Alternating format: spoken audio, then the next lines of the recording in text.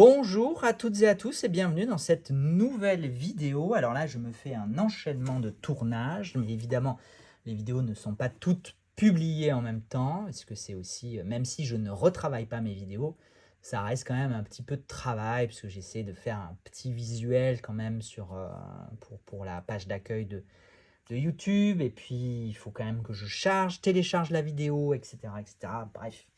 Et puis c'est bien peut-être d'espacer un petit peu, ça fait une activité régulière. Voilà, vous savez tout. En tout cas, dans cette vidéo-là, j'ai vraiment grand plaisir à tourner cette vidéo qui n'a que trop tardé, puisque j'attaque la série des 78. Alors, 78 tarots, je pense que vous êtes nombreux et nombreuses à connaître cette association, ce collectif, 78 tarots. C'est un collectif qui réunit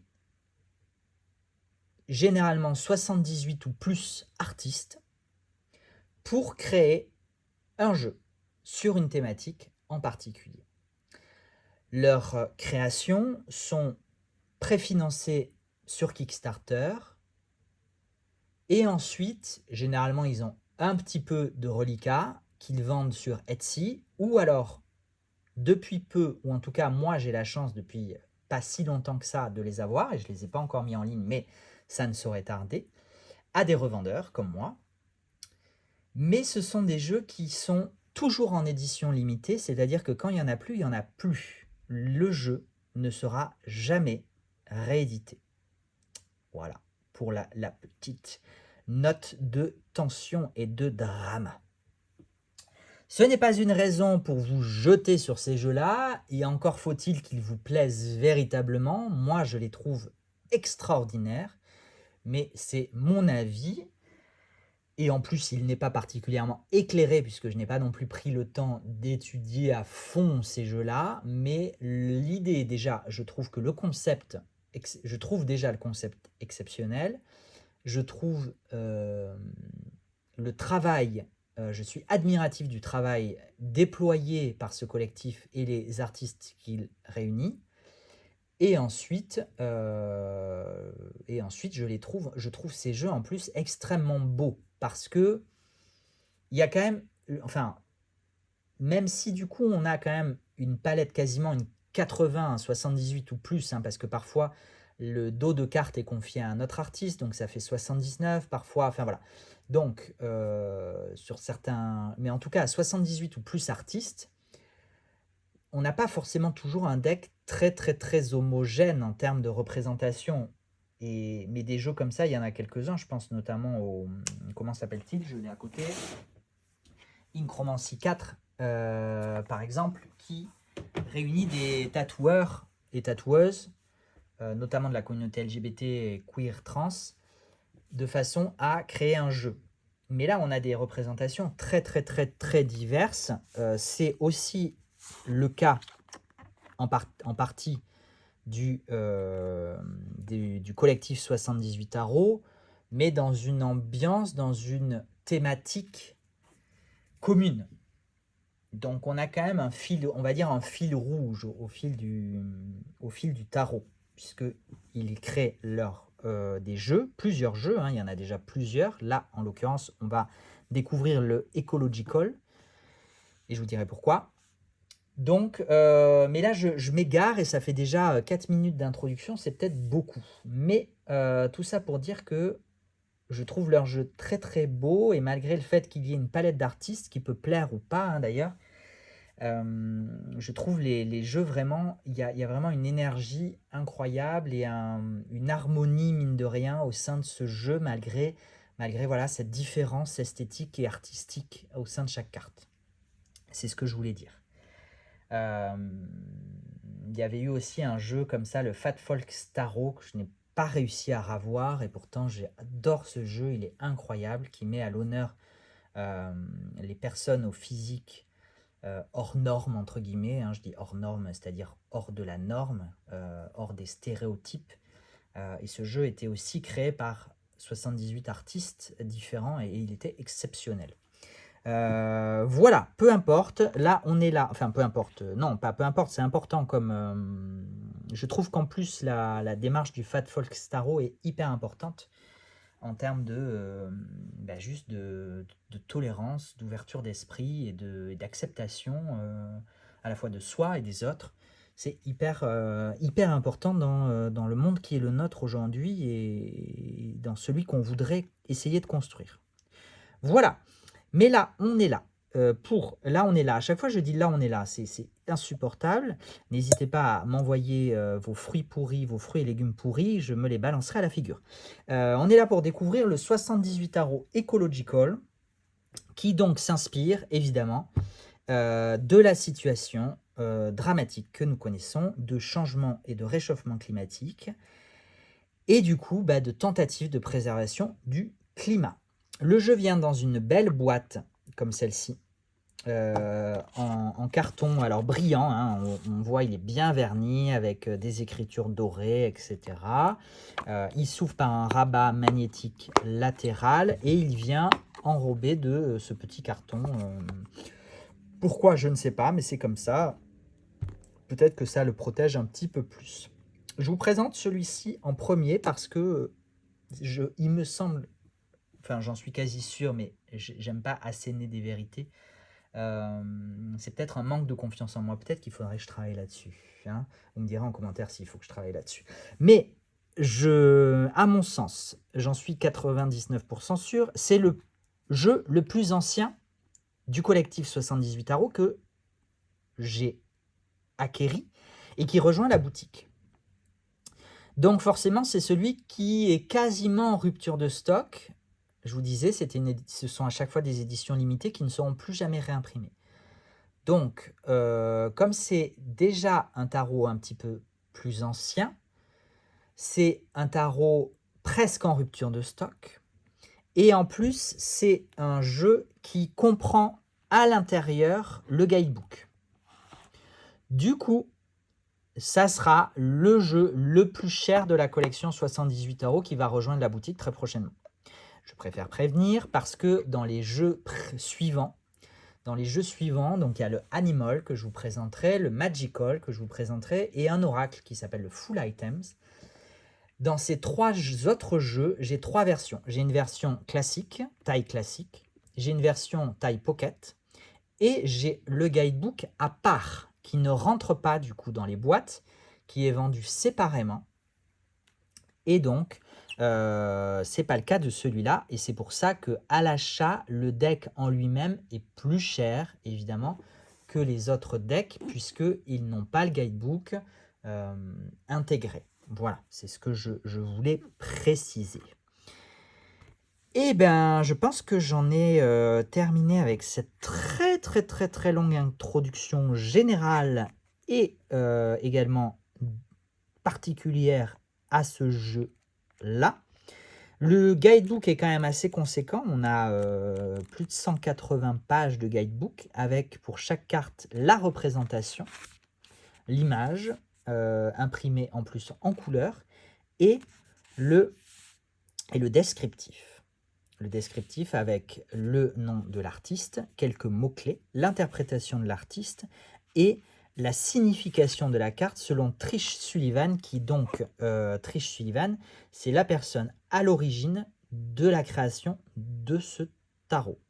Voilà, c'est elle, je pense que c'est une elle, mais on ne sait jamais aujourd'hui, je m'avance peut-être un peu en disant elle, mais donc c'est elle qui a créé la base intellectuelle de ce tarot avant d'en confier l'illustration à 78 artistes ou plus. Je ne vais pas les compter, mais est-ce que je peux trouver l'information rapidement dans le guidebook pour ne pas vous laisser sur votre faim. En introduction, on a quelques tirages.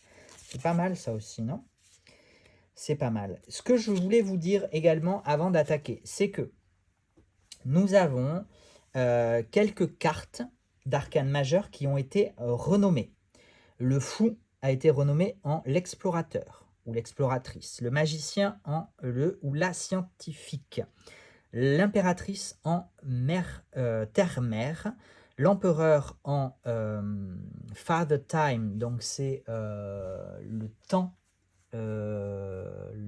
perd le temps, je ne sais pas comment on pourrait qualifier ça. Le hiérophante a été qualifié en gourou. Le chariot a été renommé Trailblazer. Alors, je ne saurais pas vous dire ce que ça veut dire, donc il faudra aller chercher. Trailblazer. Le pendu a été renommé en Innovator, donc l'innovateur ou l'innovatrice, et le monde en Gaïa. Voilà. Les cartes de cour, le page a été renommé l'idéaliste, le chevalier l'activiste, la reine nurturer, donc la nourricière, on pourrait dire, je pense, et le king le protecteur, ou la protectrice, encore une fois. Évidemment, il faut... l'avantage, en fait, de la langue anglaise sur ces noms-là, c'est ils peuvent s'adapter aussi bien à une personne masculine qu'une personne féminine, ce que la langue française ne permet pas. Donc, vous aurez compris, moi, je suis attaché à l'emploi du langage ou de l'écriture inclusive, en tout cas de façon à inclure tout le monde et à n'oublier personne et à ne pas céder aux sirènes de la féminisation du monde du tarot et de la spiritualité. Voilà, petit message que j'ai l'habitude de passer dans ces vidéos. La suite des pentacles a été renommée Terre, Earth. La suite des épées a été renommée Air. La suite des bâtons a été renommée Énergie. Et la suite des coupes a été renommée Eau. Donc presque des suites élémentales, sauf les bâtons qui n'ont pas été renommés par le terme de feu, mais par le terme d'énergie. Ce qui est aussi très intéressant en soi. Voilà pour le petit guidebook. C'est évidemment ce que je viens de vous dire, hein, je l'avais là. Donc vous le retrouvez dans le guidebook, ainsi que l'explication des 78 cartes de ce très beau tarot. Vous pouvez déjà constater que nous avons des cartes de taille plus large, plus grande que un tarot classique. Alors, je ne saurais pas vous dire, je n'ai pas de règles sous la main, mais j'ai un tarot sous la main, donc je peux vous prendre une carte de tarot et vous faire le comparatif sous les yeux. Voilà, donc on a quand même un bon centimètre de largeur en plus et un bon centimètre et demi de longueur en plus. Donc on pourrait dire qu'on est sur du 13,5, presque 14 sur 8. Voilà pour la taille. Au niveau de la qualité, on est sur un bon grammage. Ça reste un fini mat et lisse, mais on a étonnamment, en fait, on a un mélange à la fois très cartonné, d'un toucher très cartonné, et à l'arrière, on a ces petits éléments d'illustration holographique ou doré, un peu brillant, oui, brillant, doré, holographique. Voilà, je ne sais pas pourquoi je cherche plus de termes que ceux que j'emploie déjà, c'est largement suffisant. Mais voilà, tout ça pour vous dire qu'on a quand même un joli grammage de cartes qui n'est pas extrêmement souple, d'autant plus que la carte ne me semble pas particulièrement vernie, parce que même en fini mat, des fois on a quand même on sent, disons que sous le doigt, je trouve qu'on sent le carton. Voilà, donc ça peut déplaire à certaines personnes, je ne sais pas. Et d'ailleurs, vous voyez que les cartes, je pense que les cartes vont avoir tendance à s'abîmer quand même assez vite. Voilà, malgré la belle qualité de production. Je pense qu'il manque une petite couche de protection en fait sur les cartes qui font vraiment très cartonné. J'ai envie de dire que ça colle à la thématique aussi écologique de ce jeu écologique. Est-ce que c'est une volonté? Je ne sais pas. Peut-être que c'est écrit dans le guidebook, j'en doute. Mais voilà, soyez informés de cela. Et je vous dis après, par contre, je pense qu'autant il peut bien se manier, se mélanger, autant il reste quand même... J'aurais du mal à le rendre... ouais, ça, il fait un peu souple, mais on sent le carton qui coin un petit peu. Hein. Voilà. Allez. Eh bien, écoutez, on va y aller. Pour chaque carte, je vous disais, on a le nom de la carte et le nom de l'artiste. Je vous le disais pas, mais maintenant je vous le dis. Nom de carte, nom de l'artiste. Et on part à la découverte de ce jeu qui ne me semble pas du tout classé. Et c'est extrêmement embêtant. Alors, à moins qu'il y ait... Non, voilà. Alors, je pense qu'il y a 3 cartes. Il y a 3 cartes supplémentaires au 78. Voilà. D'où les 81. Je vous parlais souvent qu'il y avait plus d'artistes. Effectivement. Et c'était de ce jeu-là dont je parlais en particulier, puisque j'ai déjà programmé sa mise en ligne. Et donc, ça me revient maintenant. Ça faisait partie des informations que j'ai rentrées dans la programmation du produit en boutique. Ce jeu a été créé par 81 artistes. 81 ou 81, hein, c'est mixte évidemment, parce qu'on a les 78 plus 3 cartes qui sont celles-ci, la méditation, Awakening, donc le réveil ou l'illumination peut-être, ou l'éveil tout simplement, et The Plague, donc la... Comment on pourrait traduire The Plague? C'est pas la peste, mais c'est un peu l'idée, hein, c'est... Moïse, il a envoyé les 12 plaies d'Égypte. Voilà, les 12, 10, 12, bref. Allez, j'enchaîne parce que je suis en train de me perdre. Et donc maintenant, on attaque les 78 cartes. Notre voyage du fou, renommé, si vous vous rappelez ce que j'ai dit en introduction, l'explorateur, ou en l'occurrence, plutôt d'ailleurs l'exploratrice. Et donc déjà, rien que sur ces premières cartes, vous pouvez constater la grande différence artistique, esthétique de ces cartes.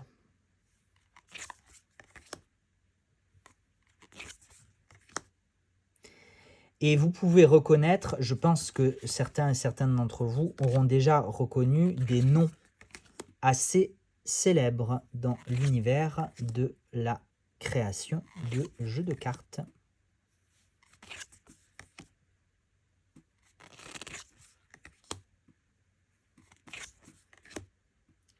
Je ne l'ai pas précisé parce que ça me paraît quasiment évident pour 95% des jeux, mais on est sur un système bien évidemment Rider-Waite-Smith, on est sur un jeu qui vient des États-Unis, un collectif principalement d'artistes américains. Donc la base de travail de ces univers-là sont généralement à 95%, si ce n'est plus, de type Rider-Waite-Smith.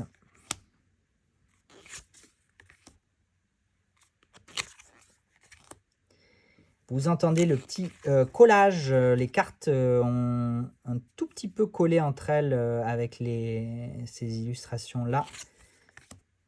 Les illustrations du dos, le dos d'ailleurs qui est, je ne l'ai pas précisé, mais symétrique. Et donc le jeu peut se manipuler à l'endroit et ou à l'envers.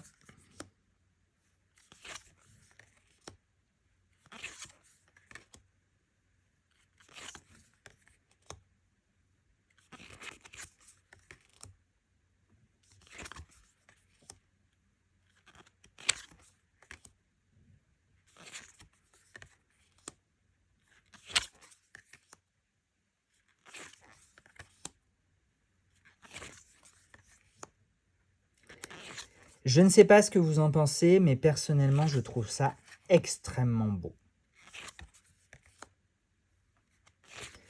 Je ne sais pas si, à titre personnel, je serais capable d'exploiter ce jeu en tirage, mais sur un plan purement artistique, je le trouve incroyable.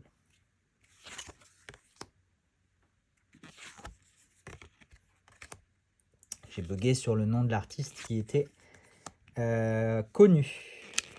Voilà, il y en a quelques-uns que je reconnais instinctivement ou immédiatement plutôt. D'autres qui me sont probablement totalement inconnus, d'autres que je pourrais peut-être retrouver. Et voilà. Il y a quand même quelques noms qui sautent aux yeux.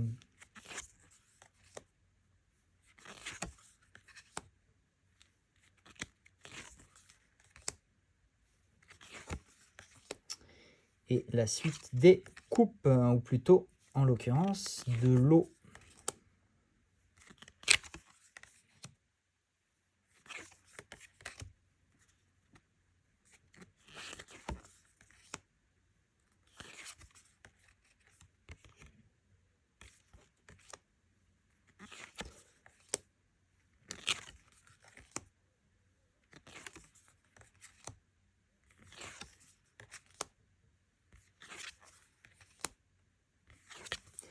Et on finit par le protecteur de l'eau, et qui est le roi de coupe.